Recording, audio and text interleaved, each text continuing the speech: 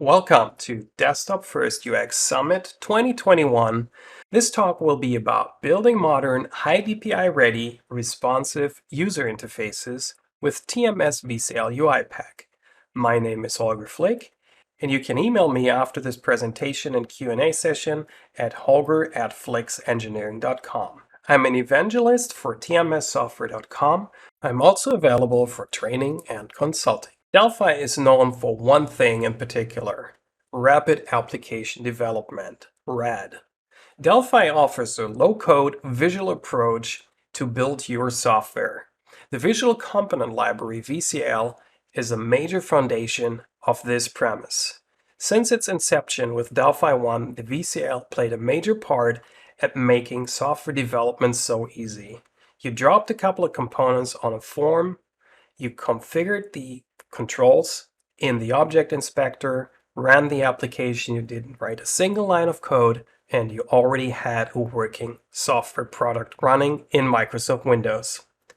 At the base of Delphi is object-oriented programming, and the key why Delphi was so successful and why we are here today presenting components and controls from TMS software is that Delphi made it easy for third-party providers to inherit classes from the VCL library and extend this great library with their own components.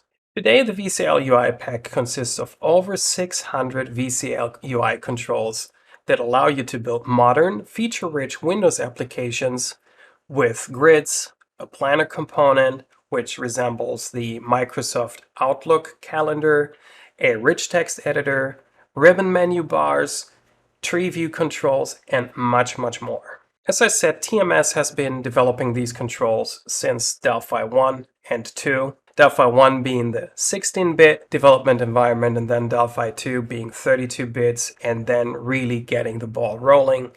And during this time, the last 25 years, lots of modernization has happened.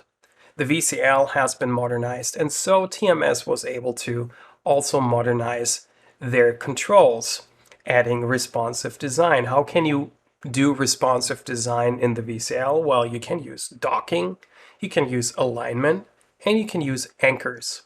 And then flexible styling has been the key part of modernization in recent years. Embarcadero added their own VCL styles, and even before that, TMS had their own styles that you could use to style their controls. Now, TMS offers both TMS styles for all the controls contained in the VCL library and their own controls, but also compatibility for the Embarcadero VCL styles. And to top it off, you can build custom styles using either approach. The biggest change, however, in the recent years has been the area of HiDPI support. HiDPI stands for higher dots per inch. What this addresses is the fact that back in the day, I'm talking about 20 years ago when Delphi was conceived, there were only displays that all had the same DPI. 96 DPI was used in the form designer from Delphi, or even 72 DPI, but 96 DPI was the standard and is the standard today. If you create a new application, the form designer will default to 96 DPI. If you remember back in the day, Windows had a setting for enlarged text, which usually led to problems with your applications, that the text was bigger, but your graphics stayed the same size. This is exactly the problem that you will have to address nowadays with HiDPI. But it is no longer caused by a Windows setting. No, it is caused by the fact that today you have so many different displays that you cannot simply know which DPI you have to build your user interface for. For example, Apple introduced the Retina display, and all smartphones from Apple in recent years have a very high DPI level. In Windows, you see a higher DPI level in the display settings. For example, the zoom setting of 200 indicates that it's not 96 DPI, but twice the density of 96 DPI. And this goes on if you buy a Surface laptop. You have to deal with zoom levels of 300 and 400, meaning that the text is actually magnified 4 times. Internally, Windows tries to tell your application the same thing. If you have an area that is filled with a bitmap, for example, that bitmap has to be 4 times the size, or depending on the DPI level, the size. This leads to blurry and not sharp images. And internally, to counteract this, the VCL started introducing components for image lists which can hold images in a certain size and resize these images depending on the DPI level that is being used. What this means for you as a developer is that you either have to provide images in multiple sizes, or you have to resize the images on demand. And the solution are vector images, because vector images can be scaled without losing quality. Of course, there are some arguments that very small images, for example 16 pixel images, have to be drawn differently and cannot be simply resized from big vector images. You still have the capability to have conditions for very small images to use special bitmap resources, but use vector images for all the other sizes. With regards to this, TMS decided to incorporate vector images in new VCL technologies that were available. I'll show you examples for the T-virtual image list, which should replace your T-image list components. These image lists internally calculate images in the right size so that you can be sure to whatever display you deploy your application, images and text will always have the correct size. Even if you design, for example, on a 96 dpi display, the VCL will calculate all the sizes for the displays that you deploy your application to. Of course, there is some additional code required, but there's separate sessions for that. It's great that you can customize styles, but it is even better that TMS provides Microsoft Office styles with all the different color schemes from version 2003 to version 2019. And then also for Microsoft Windows, starting with Windows 2000 up to the current Windows 10.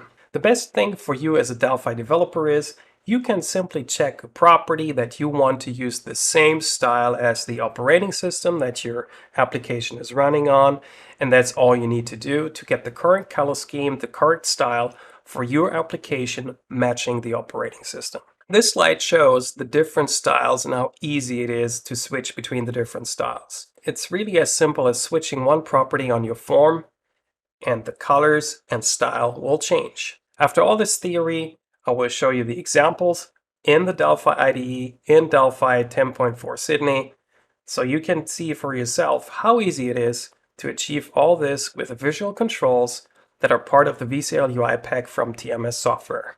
Let's start with form styling. Form styling really is as easy as dropping a component on the form, the T Advanced Form Styler, and looking at the object inspector, you can also tie it to an application style component, meaning one component that you can place on a data module, for example. The application style determines the style of all the dependent child forms in your application.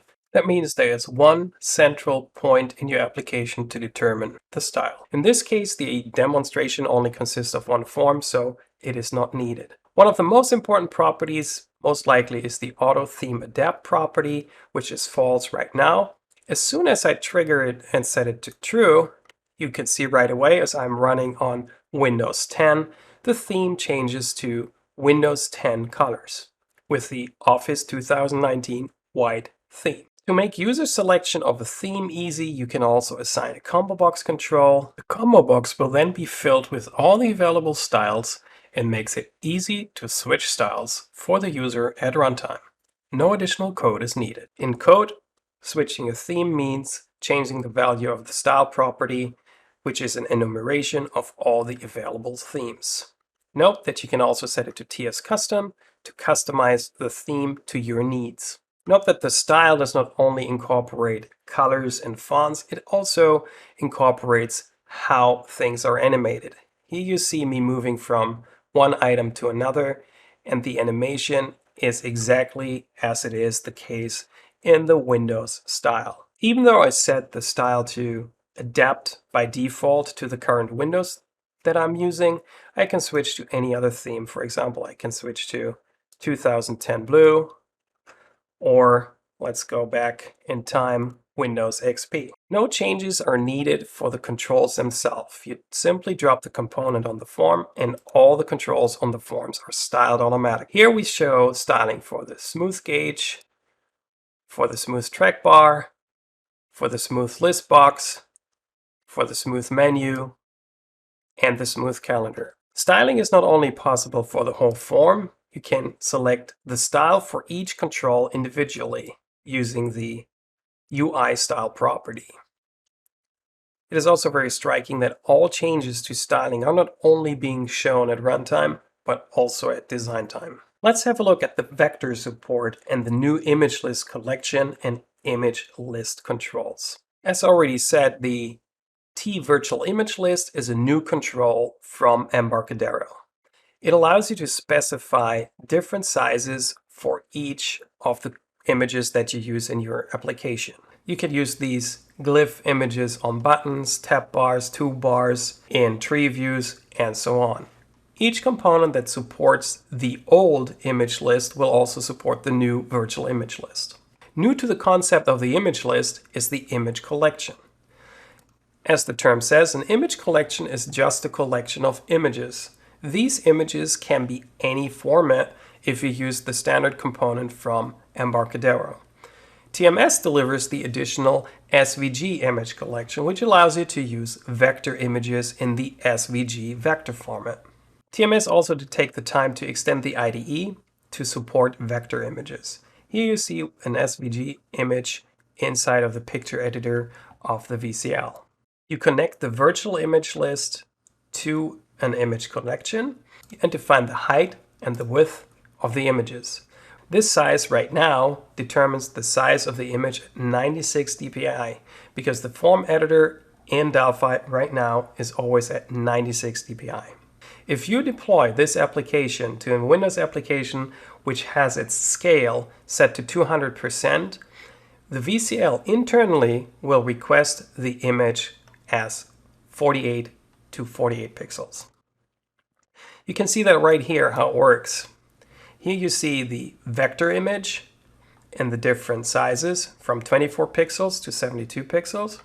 And here you see an example PNG image and you see the pixelation that happens if you don't have a vector image. It's a shame that this recording can't show the difference in sharpness and quality of the vector images in comparison to the pixel images when they're on tabs inside of the tree view or on a button. The only way for me to show it to you right now is if we blow it up and build a really big image. So if you have a very modern display with 400% zoom, this would most likely be what you see if it is shown on screen if you use small pixel images. The reason why I can show you this is of course that the recording that we're doing right now is at 96 dpi and I also use a very low HD resolution. It is impossible for me to show you how crystal sharp the user interface looks on a retina display, for example.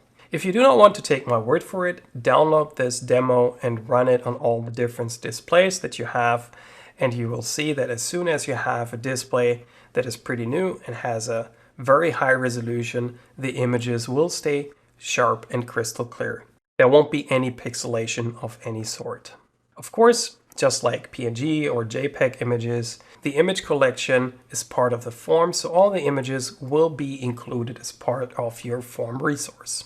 You will still keep all the advantages of a Delphi desktop application, that it can consist of a single executable.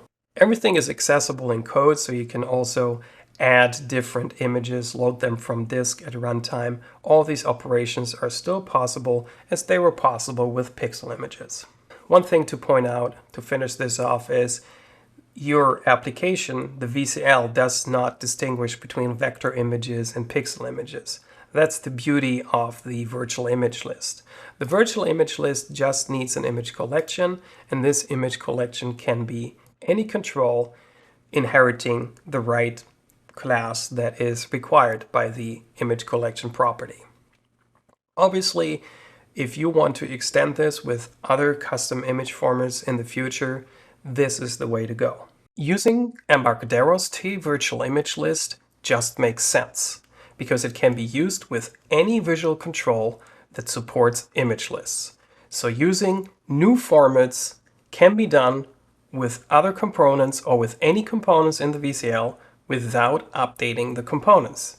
The virtual image list is a solution to that. TMS provides image list support for all their components in addition to their own image list type component that they had in the past. Nowadays, this is also a process of the modernization. All the controls support image lists. One final demonstration before we're actually going to dive into code, how you can build something like this yourself, uses very modern controls. It uses a ribbon menu bar with different sections. Again, notice the animation of the bar below the different items, and uses vector images for all the menu items. Also, we have a grid control, calendar control, switch buttons, a calculator control. Here is the planner control with different appointments. The appointments themselves can also use hyperlinks, hints, formatting, as you can see here, bold formatting, and icons. This demo is fully functional, so it's not just a picture. I can switch to different tabs on the navigation bar, and I can also switch the appearance from 2019 white to black or gray.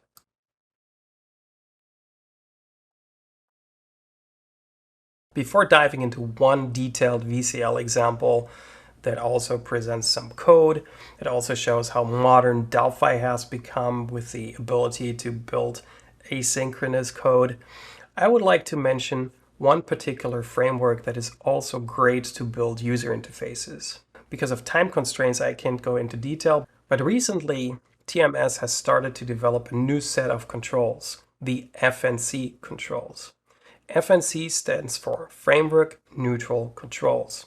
What does that mean? You can use these controls in the VCL or any other of the frameworks that are supported by Delphi, meaning you can use the same control in the VCL and in FireMonkey, for example. And what makes FireMonkey so special compared to the VCL? The VCL allows you to build a Windows 32-bit or Windows 64-bit application. But I can use this example right here, which I can easily run from the IDE as a Windows 32-bit application with the TMS FNC tree view. But I can also load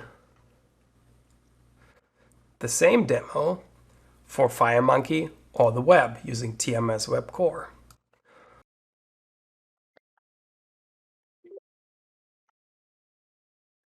So this application is a FireMonkey application, but the control is still the TTMS FNC tree view. That means you have the same properties and the same events available as you had in the VCL. In addition, this also means the source code to interact with the user interface stays the same as well. For you developers, it means a significantly lower learning curve if you want to switch from pure simple Windows development to cross-platform development. You could use the same controls. If your customer says, oh, at this time we just need Windows, okay, but you still use the FNC controls because at some point in time, maybe they think about a macOS or a Linux version. And for you, it simply means to create a FireMonkey form with the same controls and the same source code that you've used for your VCL application. Please go to the TMS website and look at the YouTube channel where you find many examples for FNC in action. I have one example where I show that the same application can be deployed to Windows, Mac, and to a mobile device like an Android smartphone. I know this is the Desktop First Summit, so macOS is also a desktop application per se. So FireMonkey can be deployed to macOS. So FNC gives you the ability to use the same control in the VCL for Windows, but also for macOS desktop development. And just like for the VCL controls, The FNC controls also have the ability to incorporate styles, HiDPI, and vector images as recent modernizations.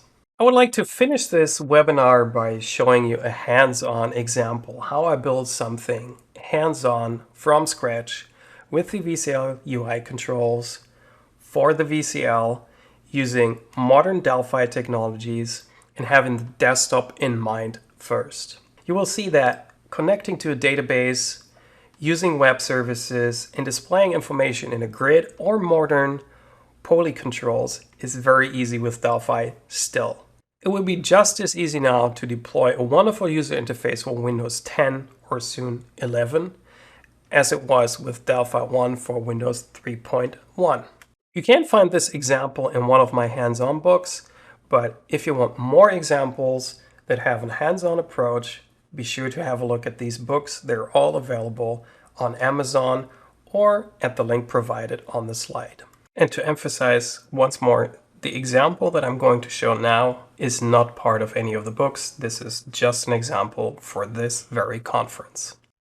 As you know from all my other tutorials, I love real-world examples that you can reproduce on your own system with the latest version of Delphi, and in this case, the trial versions of the VCL UI pack from TMS does suffice to reproduce this. I will also dive into object relational mapping, so a trial license of TMS Aurelius is required for that, and that's it. The database accessibility, which I will use, is all part of FireDAC, which is part of the latest version of Delphi. So looking at the example at hand, go to delphi-books.com. It's a wonderful page created by Delphi MVP Patrick Premartin. I apologize for the slaughter of the French language. If there's one language I struggle with mightily because of the pronunciation, it is French, so I apologize, but I still wanted to give the kudos to a fellow MVP. And this page lists Delphi books of recent years and also of traditional Delphi books. And you can, as you see, they're grouped by a last release, last edit, by a publication date, or you can look for a certain title. What you don't see right away is that you actually have a web service interface for this page. So the example or the scenario of the tutorial I'm going to do is that your customer asks for a VCL client that allows the customer to browse the books on delphibooks.com. The nice thing is that Patrick already provides the API. So what we need to do is we need to use Delphi classes to access the web service. We want to have caching so that we can use the application when we are offline. And it is all going to be desktop first. It's going to be a VCL application.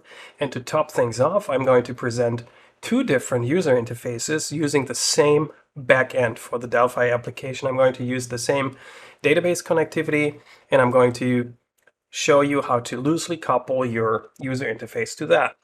There will be no database programming involved because the object relational mapping will take care of all of that. So the whole training or the whole tutorial will just deal with classes, and the object relational mapper will handle the database part. And that leads us to the second part that will be shown. You can use this example. I tried it with MySQL and with Firebird. Scrolling down on the page, you find the Open Data API, and it gives you, as it says here, 3 data sets. You can list all books, all authors, and all publishers. In order to get all the books, you use this endpoint right here, and let's look at it. You see the JSON, and each book has a unique ID, a name, a URL where you can find additional information. Actually, it links to the book page on the web page, and language and publication date. This is the record that we're going to read into our Delphi application. And the great thing is that all the thumbnail images are also available with a link. Of course, that's a little bit tricky. That's why I included it into this example. If you read a JSON document and it links to another resource on the web, you have to load that resource. And loading these resources shouldn't be blocking the user interface. And That's why Desktop First has a separate session for these aspects to not block your user interfaces. Fellow MVP Olaf Monin has a session about asynchronous behavior in your user interfaces using threading and other means of parallel execution. Be sure to have a look at that session as well, because I'm not going to dive into the asynchronous behavior of the user interface. So this will be the document that we read. We are going to store the information in a database, and then the VCL application will show it in a grid and in a so-called polycontrol. So the example source code that I'll also make available on GitHub is a VCL application with a grid. I'm going to start that right now. And I already read the data into the database using the download button. And to refresh, you can refresh the data from the database into your view. That is necessary because the update might still be ongoing, and we want to refresh the current representation that is inside of the database. As a visual control, I'm using a T-advanced string grid.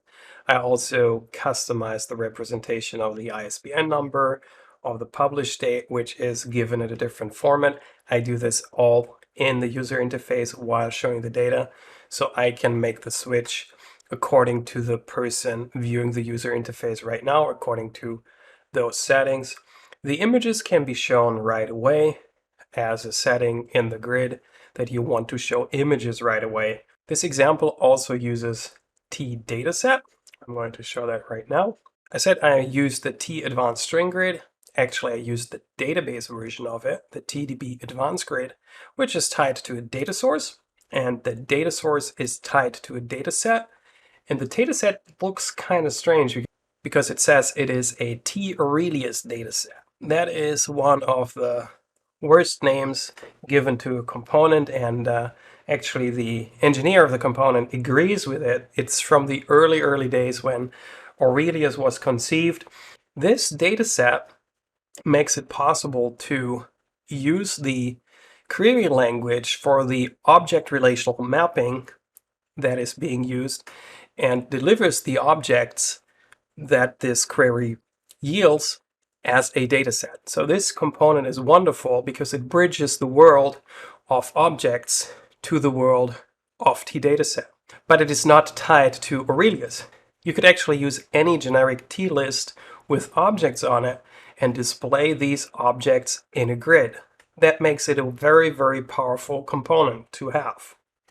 To make it even better, it has design time support, meaning you can load classes from packages, link them to the dataset, and then you're able to have the design time experience just like you were designing a database. But I'm going ahead of myself because I want to show the examples first, and then we're going to look at the data, how the data is being retrieved from the web service, which are the classes it is stored in, and then what does the database look like that is being created. So the second example actually uses the same database backend. You can see that here. I did something crazy. I literally used the same classes from the grids example, DB controller and book classes. I referenced the files to show you I didn't repeat the implementation or I didn't make any changes. I just built a new main form. And that's really the power of object relational mapping and loosely coupling your user interface to your backend. And this application looks completely different, but shows the same thing. And that shows you how you can build different views for the same data easily. Here I can specify the number of rows and columns. I'm just going to adjust the columns. So 3 columns, 4 columns, and I have the covers of the books with their title. Very simple example. And as we talked about theming so much here, I have a combo box that is tied to the form style component, and I can switch to any of the different themes. For example, Windows Vista, it looked like this. Windows XP looked like this. So all the themes and everything is available with a click of a button without doing any implementation. The difference is, comparing the two views, is that this does not use a database bound component. So there is no dataset involved. And that's a clear difference. And it shows you two means to access information from the object relational mapper. Going back to the first example and looking in detail at the REST web service interaction. So we open up the DB controller, which handles the mapping to the database, and the service controller, which handles the communication with the web service. We only make use of the REST library that is part of Delphi for a few releases now. We have a TREST client, we have a REST request that requests the URL that we need, to be precise, b/all.json. Why does that suffice? Well, the client contains the base URL, which is given here, delphi-book/API. So the request URL is added. There are no parameters or anything involved. That's it. And in addition to the request, we also need a response, which can be used to deliver the result in JSON object instances. So looking at the source code of the service control, the main method to point your attention to is update books. This method is called to update the books from the web service and add it to the objects. And that is the main difference to most approaches you will find in the Delphi world. The database is not being used directly. Instead, we use an object relational mapper. You will find that set up in the database controller. There we have the FireDAC set up with a FireDAC manager. We either have a MySQL or a Firebird driver, and we need a connection object. And this connection is given to us in the getConnection method, and it directly uses the FireDAC connection. That's what makes TMS Aurelius so sweet. You can use a FireDAC connection, tell Aurelius what kind of database it is, so it knows how to build the SQL statements, and that's it. So all we need to do when we get the connection is something you literally copy from the user manual from Aurelius. You create a FireDAC connection adapter and pass the FireDAC connection and which language to use. In this case, Firebird 3, I'm using a Firebird database. And you could also use a MySQL database with the same connection. Of course, the connection has to be configured differently depending on if it's a Firebird database or if it is a MySQL database, but these could be in an INI file or in the registry or wherever you store your configuration. Be aware that for this example, you can't use a file-based database like SQLite because you have threads, and threads might access the database at the same time, especially if you use an ORM tool. I really want you to save time because I tried to do it. It's not possible because you have no control when the object relational mapper actually accesses the database. You would have to use semaphores and all other sorts of crazy things. So just use a database, a relational database server like MySQL, Postgres, Firebird, Microsoft SQL, others come to mind. Firebird is specifically easy because there's a simple command line you can use to start up a server. And as I've talked about object relational mapping so much, we're going to focus on the classes for the object instances that we're going to use. And the one that we're going to focus on is a book. And of course, each book has one or more authors and a publisher.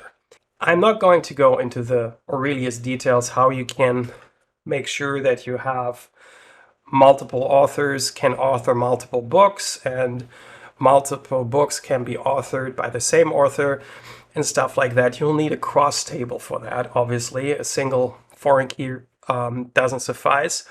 But let's focus on the fact that we have a book. So we look at the class tBook, which stores the information of a book. And the only thing you need to do is to mark it as an entity and with the auto mapping attribute. And if you get started with object relational mapping and Aurelius, that is all you need to do for your information to be available as object instances and inside of the database at the same time. You will find that the properties match the information that is stored in the web service in addition to the external ID that I've called it, which is the ID that the book has in the web service. I also have an ID that it will get automatically by the database that I store the information in. So just providing this information, this tBook class, with this definition will create the database. To have a look how the Firebird database is being created according to this object definition, I open up ID Expert, which is a great tool to view Firebird databases and do all sorts of database management with Firebird. And there's also a personal edition that allows you to test it in addition to a trial, of course, for the professional version. So you can really get started with the tool, getting to know Firebird and how to manage your databases. So it's a great way to get to know Firebird as well. The tables that are being created, of course, match not only the tBook class, note that the T is being left out, but also all the other classes I defined in my unit. And the definition for the book class has the ID field marked as a primary key, title, the thumbnail URL, and all these things according to their data type. You don't have to do anything like it. It also automatically creates the auto increment, it creates the triggers, and all that stuff that you don't want to deal with. After the import, the data is actually imported from the web service like this. Note that, of course, as it's Delphi Sydney, we don't have any issues with Unicode that you can see right here. This is a Unicode character. Those would have been difficult back in the Delphi 7 days, but it has all become much, much easier. But none of this database schema needs to be generated in any way or form. All of this is being created by the setup that I've just shown you. The DB controller provides the Aurelius connection, which is mapped to a FireDAC connection, which connects to the database. And the definition of your classes creates the schema and also allows you to use the object relational mapping framework to do operations on the database. You always work with classes or object instances, and the object relational mapper will do the operations for you on the database. So let's look what update books does. Update books executes asynchronously, see the other session, the request to retrieve all the books. And when the information has been retrieved, we process the books. And processing the books is nothing else but making sure that we have access to our database and then iterating over the JSON array given inside of the result set and then creating a book instance for each of the books mentioned inside of the JSON in case, and this is what these lines do right here, if the book hasn't been added already, then we add it.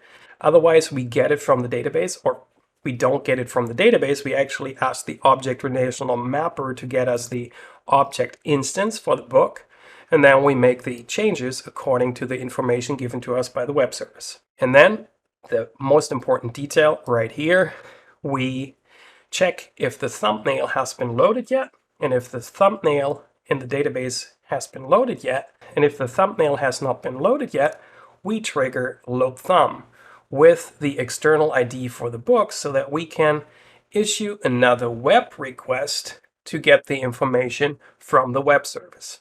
By passing the book ID of the web service, we can find the book instance again, and each book instance, of course, has the URL for the thumbnail image stored in it. And that allows us to download the image from the internet using that URL.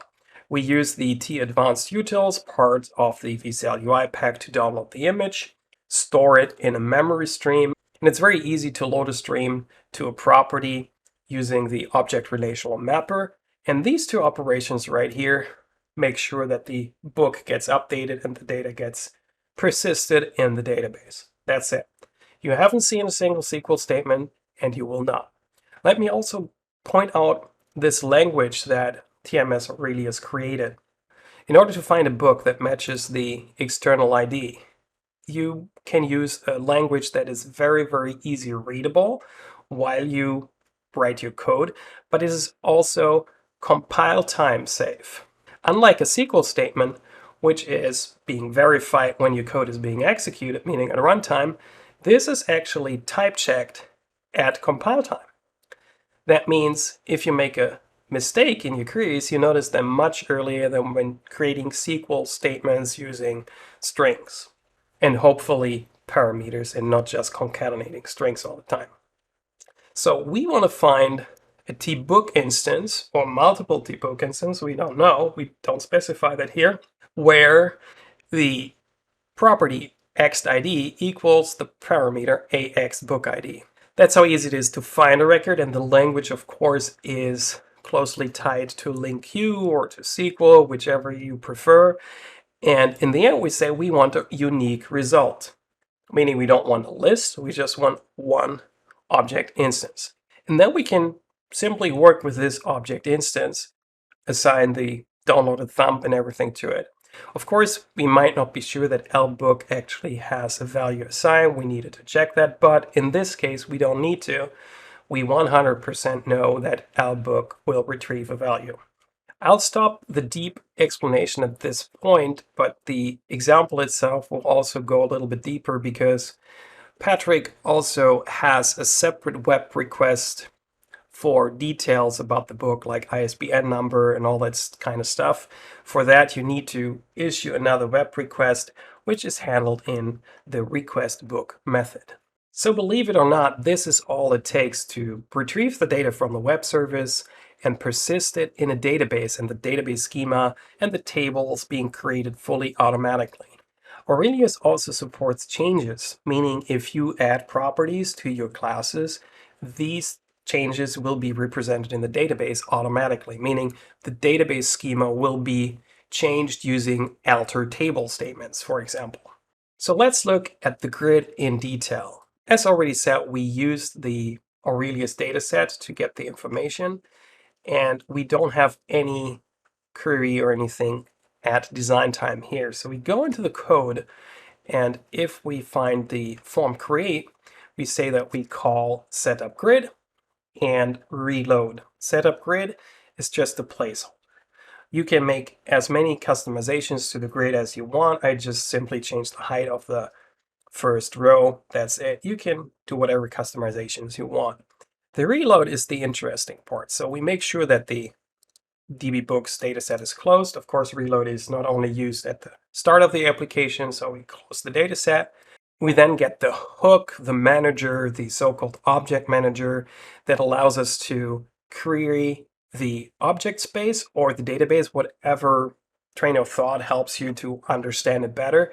And again, just like shown before, we have the find method, but this time we don't specify which ones we want. We want them all, so we simply say find type tbook.list retrieves all of them.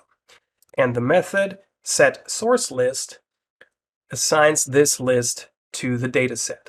Very important is the second parameter here, true.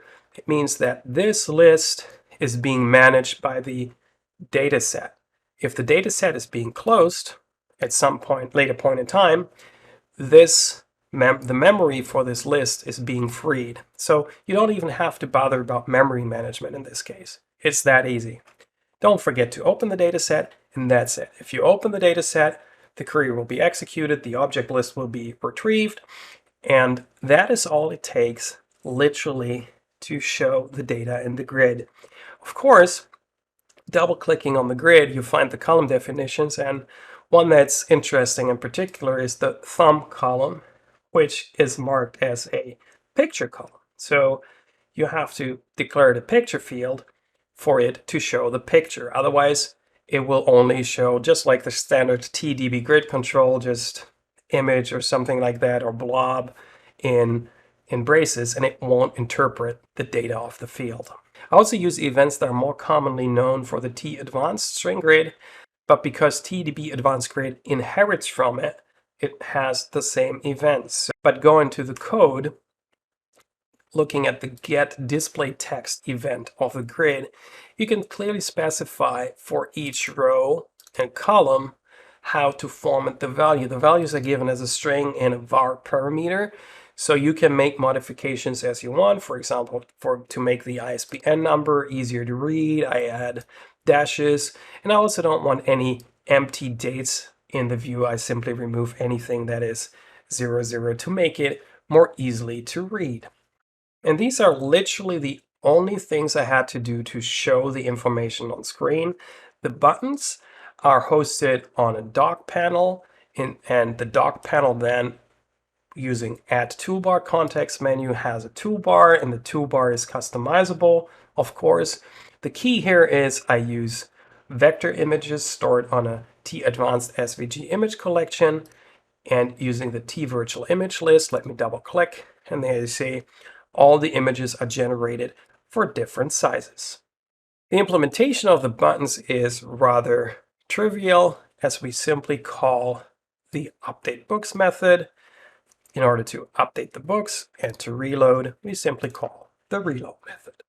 Finally, to the different user interface, everything else is the same. I just switched the user interface, and the code is very, very little. That's the key point here. That's why we separate the database stuff from the visual stuff. I even could have put show books into a different controller class and not made it part of the form. And this is the show books method, is the method that adds the books to the polylist control. A rather unknown control from TMS, but has with so much potential. So you can double click on the polylist, and then you have different items, customizable items that you can put on the list. What we use here is the normal image item, which has an image and a caption. And at design time, you can learn all about the properties that are available to customize each individual item. And of course, you can mix them. You can have group items, you can have graphic check items, graphics radio item, you can have buttons in there, and you can have images on the left, multiple images, and best of all, you can create your own classes with your own items. As already said, show books adds the items to the polylist, which is handed over here as a parameter. Be sure to call begin update, as with any complex visual control, to make sure that it doesn't update constantly so you don't have any flicker. Clear off all the existing items. We set the font of the list. The same font is used for all the different, if the item is displayed normally, selected, hovered on, or pushed down, the font is supposed to be the same all the time. And this is what makes working with object relational mappers so fun.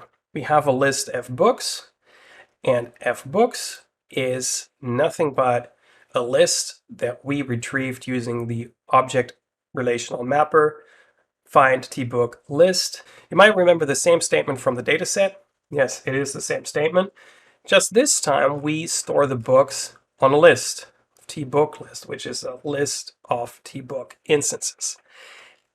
And that is really how easy it is. You can now use a for loop to loop all the book instances stored on that list, and then add the items to the poly list.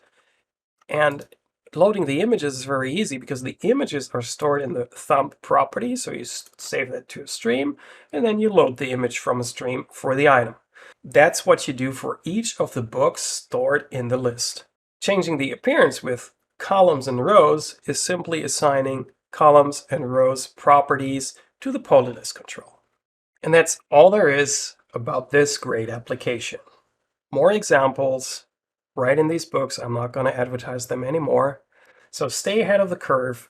In order to lead the pack, don't even think about anything else for Windows development with a VCL. TMS, VCL UI pack, and Delphi are the winning combination.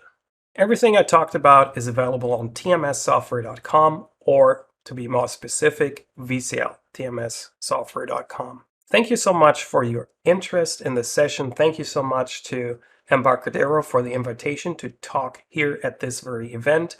And in case you're listening live, you now have the ability to ask some questions about the content.